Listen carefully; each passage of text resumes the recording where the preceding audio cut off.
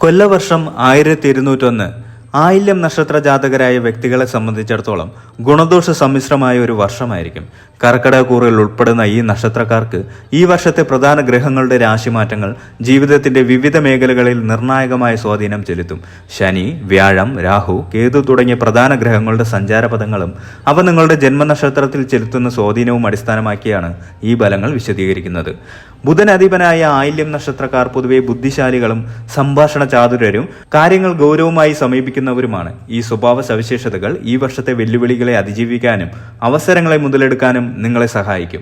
പൊതുവെ കഠിനാധ്വാനത്തിലൂടെ വിജയം നേടാനുള്ള ഒരു വർഷമാണിത്. അതേസമയം ആരോഗ്യകാര്യങ്ങളിലും സാമ്പത്തിക ഇടപാടുകളിലും അല്പം ശ്രദ്ധ പുലർത്തേണ്ടതുണ്ട്.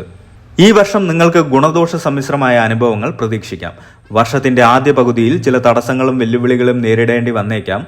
എന്നാൽ നിങ്ങളുടെ കഠിനാധ്വാനവും ആത്മവിശ്വാസവും കൊണ്ട് അവയെ മറികടക്കാൻ സാധിക്കും. മത്സര പരീക്ഷകളിലും അഭിമുഖങ്ങളിലും വിജയം നേടാൻ തീവ്രമായ പരിശ്രമം ആവശ്യമായി വരും. അനാവശ്യ ചിന്തകളും ആശങ്കകളും മനസ്സിനെ അലട്ടാൻ സാധ്യതയുണ്ട്. ഇത് നിങ്ങളുടെ ലക്ഷ്യപ്രാപ്തിക്ക് തടസ്സമായേക്കാം. അതിനാൽ മനസ്സിനെ ശാന്തമാക്കാനും ശുഭാപ്തി വിശ്വാസം നിലനിർത്താനും ശ്രമിക്കേണ്ടത് അത്യാവശ്യമാണ്. ജീവിത പങ്കാളിയുടെയും സുഹൃത്തുക്കളുടെയും പിന്തുണ പ്രതിസന്ധി ഘട്ടങ്ങളിൽ നിങ്ങൾക്ക് ആശ്വാസം നൽകും. പ്രധാനപ്പെട്ട രേഖകളും ഇടപാടുകളും കൈകാര്യം ചെയ്യുമ്പോൾ അതീവ ശ്രദ്ധ പുലർത്തണം. ചെറിയ അശ്രദ്ധ പോലും വലിയ നഷ്ടങ്ങൾക്ക് കാരണമായേക്കാം. സംസാരത്തിൽ മിതത്വവും സൗമ്യതയും പാലിക്കുന്നത് ബന്ധങ്ങൾക്കിടയിലുള്ള അസ്വാരസ്യങ്ങൾ ഒഴിവാക്കാൻ സഹായിക്കും. തൊഴിൽ സംബന്ധമായി ഈ വർഷം ഒരുപാട് ഉയർച്ച താഴ്ചകൾക്ക് സാധ്യതയുണ്ട്. കഠിനാധ്വാനം ചെയ്യുന്നവർക്ക് അതിന്റെ ഫലം തീർച്ചയായും ലഭിക്കും. ജോലിസ്ഥലത്ത് പുതിയ ഉത്തരവാദിത്തങ്ങളും വെല്ലുവിളികളും ഏറ്റെടുക്കേണ്ടി വരും. മേലുദ്യോഗസ്ഥരുമായി അഭിപ്രായ വ്യത്യാസങ്ങൾ ഉണ്ടാകാതെ സൂക്ഷിക്കണം. നിങ്ങളുടെ കഴിവുകളും ആത്മാർത്ഥതയും അംഗീകരിക്കപ്പെടാൻ അല്പം കാലതാമസം ഉണ്ടായേക്കാം. എങ്കിലും ക്ഷമയോടെ മുന്നോട്ട് പോകുന്നത് ഭാവിയിൽ ഗുണം ചെയ്യും.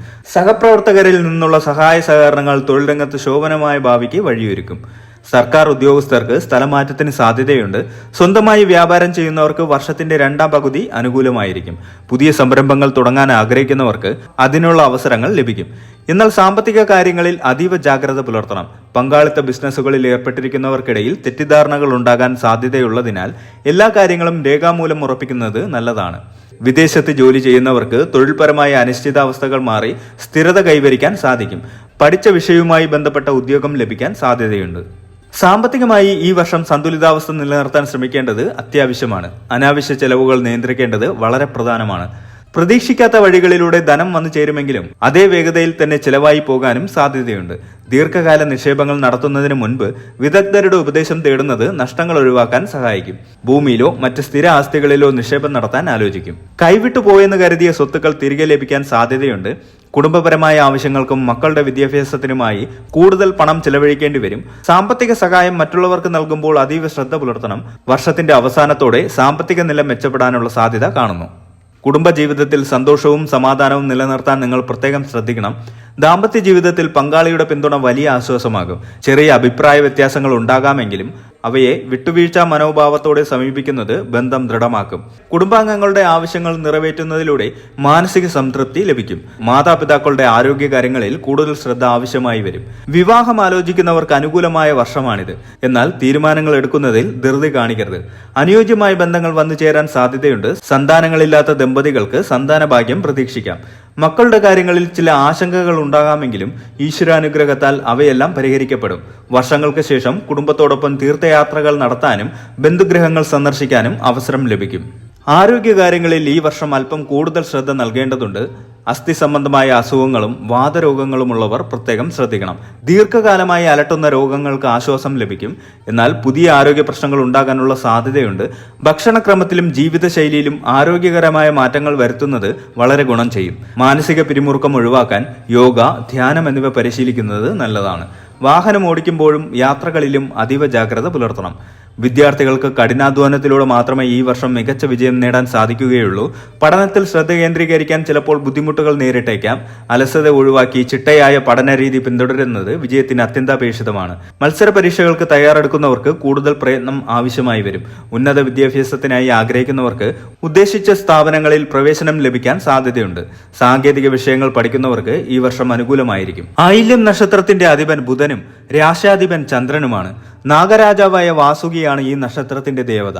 ഈ നക്ഷത്രത്തിൽ ജനിച്ചവർക്ക് ആകർഷകമായ വ്യക്തിത്വവും മറ്റുള്ളവരെ സ്വാധീനിക്കാൻ കഴിയുന്ന സംഭാഷണ ചാതുര്യവും ഉണ്ടാവും. ബുദ്ധിശാലികളും തന്ത്രശാലികളുമായ ഇവർ ഏത് പ്രതിസന്ധിയെയും അതിജീവിക്കാനുള്ള കഴിവ് പ്രകടിപ്പിക്കും. തങ്ങളുടെ ലക്ഷ്യങ്ങൾ നേടിയെടുക്കുന്നതിൽ അസാമാന്യ നിശ്ചയദാർഢ്യം ഇവർക്കുണ്ടാകും. എന്നാൽ ചില സമയങ്ങളിൽ ഇവർക്ക് പിടിവാശിയും മുൻകോപവും ഉണ്ടാകാനുള്ള സാധ്യതയുണ്ട്. മറ്റുള്ളവരുടെ വികാരങ്ങളെ വ്രണപ്പെടുത്തുന്ന രീതിയിൽ സംസാരിക്കാനുള്ള പ്രവണതയും ചിലപ്പോൾ കണ്ടുവരുന്നു. അമ്മയോടും അമ്മയുടെ കുടുംബത്തോടും ഇവർക്ക് പ്രത്യേക അടുപ്പമുണ്ടാകും. ആയില്യം നക്ഷത്രക്കാർ അനുഷ്ഠിക്കേണ്ട ചില ദോഷപരിഹാരങ്ങൾ നോക്കുമ്പോൾ ആയില്യം നക്ഷത്രക്കാരുടെ ഏറ്റവും പ്രധാനപ്പെട്ട ആരാധനമൂർത്തി നാഗദേവതകളാണ്.